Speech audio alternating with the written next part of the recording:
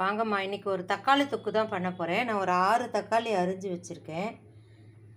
வெங்காயம் வந்து காஸ்ட்லியாக இருக்கிறதுனால ஒரு 4 போடுறேன். இல்லைன்னா தக்காளி ஈக்குவலுக்கு வெங்காயம் போட்டிங்கன்னா ரொம்ப நல்லாயிருக்கும். ஸ்வீட்டாக ஒரு மாதிரி தக்காளி தொக்கு சாப்பிட்றதுக்கு. அதுக்கு ஒரு 5-6 பல் பூண்டு நசுக்கி வச்சுருக்கேன், கருவேப்பிலை. இப்போ நம்ம நல்லா எண்ணெய் பாருங்கள், நிறைய கொஞ்சம் தாராளமாக தான் விடணும். இதுக்கு போட்டுட்டு கடுகு போட்டுட்டேன், பொரியட்டும்.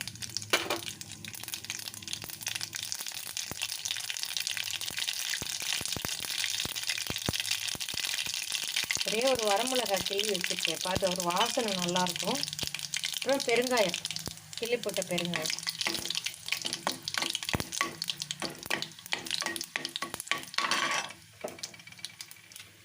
இப்போ இந்த வெங்காயத்தை போட்டுறேன் அதில்.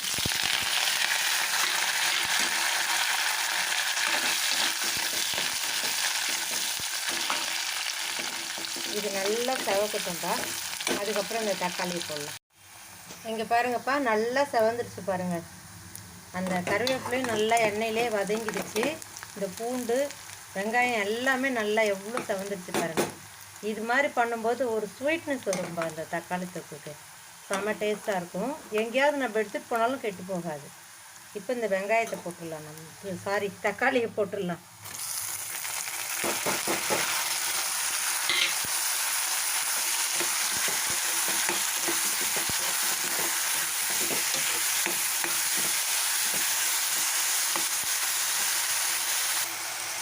இப்போ பாருங்கப்பா, நல்ல ஒரு பெரிய ஸ்பூனு, இந்த ஸ்பூனால் ஒரு பெரிய ஸ்பூன் மிளகாத்தூள் போட்டிருக்கேன். இது பாருங்கள், ஒரு ஸ்பூன் மிளகாத்தூள் போட்டேன், கொஞ்சம் மஞ்சள்தூள், உப்பு.